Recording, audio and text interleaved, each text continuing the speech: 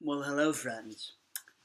Um, my name is Jalen Campbell, and you could say my life has gotten very strange of the past few years, and I just figure it's about time to share a little bit about what exactly has occurred. So, I am going to start sharing with you on a regular basis what the fuck is going on as I try to figure it out myself. Um, First thing you should know is that I began as a normal human. Um, for the most part, I was quite normal. Went to school, you know, did the things, and then one day I fell through a portal, and my life has been a series of incredible strangeness since that first portal. Now, what I mean by the portal is I saw a mirror of me um, on both sides of the spectrum, from bright, magnificent, bleeding white light to dark, black, evil, disgusting. And I saw everything that I could be in the highest potential of all possibility in this reality, in the highest dreamscape imagination for the self, as the Messiah. And then I saw everything that was blocking me from being that in my life. So it was like witnessing the most beautiful and terrible reality all at the same time in one full spectrum collision of what the fuck is going on. Um, Within that experience, I was also introduced to a a doorway in my mind that led to and leads to the most unfathomably magnificent beauty and the most debilitating, foundational, revoking insanity. It is the gates of insanity to the most beautiful melodies of angelic choirs and harmonies threading through each other, as well as just voracious screaming.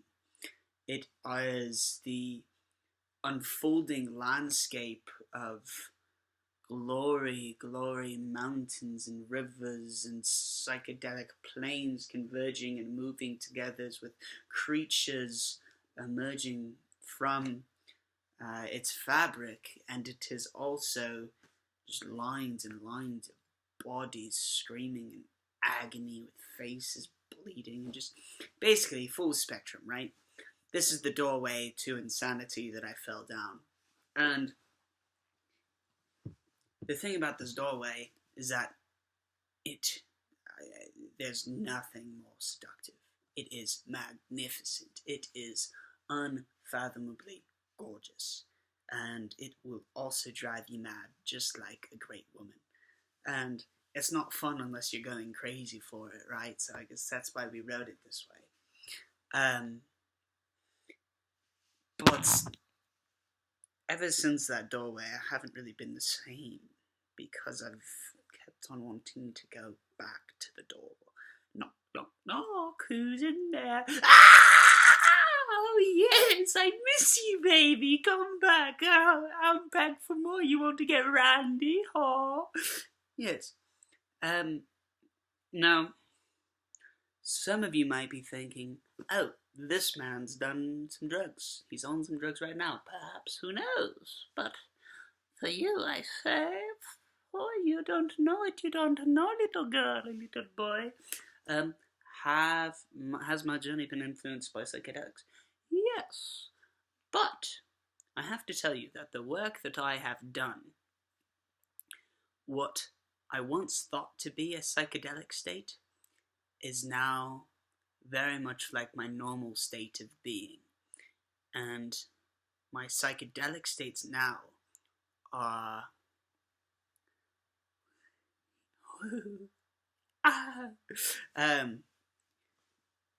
there's been a shift, you could say. we typically observe a finite spectrum of reality that we can talk about through our five senses. Right? Touch, taste, smell, hear, see. And when we ingest psychedelics or do things such as meditation or yoga, we're able to perceive the different part of that spectrum, either temporarily or for a longer period of time. And there are different practices that we can do to keep on pushing the edges of the spectrum of what exactly we can see that just goes beyond and beyond and beyond the five senses. Art is an example, right? When the artist does a lot of creation, when he looks at a wall, he doesn't see a white wall, he sees a magnificent canvas.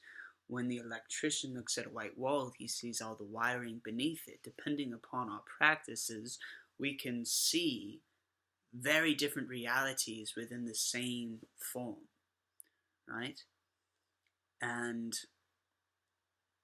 you shift your perception in your practice or in your DMA. Your perception is your reality. So that's going to be a common theme. Who are you, choir boy? Choir boy pansy. Fuck. Yeah, so what am I really here to do? Let's go to that. Well, I'm here to demonstrate. I'm really here to be the human sacrifice. I'm not here to necessarily kill myself in the sense that you might think, but I am going to kill myself in the sense that I am going to sacrifice and let die everything that I think I know myself to be, so that I may be reborn in a new reality where I wield the entirety of the dream around me. Now, in the portal jumping that I've been doing, it's become very apparent to me that this reality that we all hang out and communicate and chat in is but one of a great many infinite realities in which we are at this very moment a part of and interacting with. Our consciousness is a vast, infinite expanse that can be explored, and there's no more sensational thing to explore. At this very moment, I am everywhere. So it's just we have to learn what the keys are to hop on the spaceship and go for a ride. And I'm not just talking about psychedelics. We can do it through so many means. And that's one of the things I'm here to share with you. In order to hop on the UFO ride, we have to be willing to let go of everything we think we know about the life we are currently living, because really it's all pretty much wrong. We are deceived. There is an illusion, a veil before our eyes convincing us of this reality that is but one of many. And our brain is not the source of our consciousness, but more like a receiver, like a radio antenna picking up a small bandwidth, similar to the small bandwidth of the objective reality that we are seeing. Our brain merely picks up energy, right? And we can teach our brain to filter less of ourselves out. And there's so many different practices. I'm going to be limiting myself to 10 minutes each time. But that's just kind of a myriadu shinakakaku overview of kind of things we're going to be talking about. A lot of portal jumping, altered states of consciousness, multi-dimensionality, hyperspeed, hopping on the UFO and how you can do it too, storm bending, creating reality through the act of creation, wizardry, dragon training. It's all here, folks. Come get your drink, Order up a smoothie, because Daddy's rocking it on hot. Alright, that works.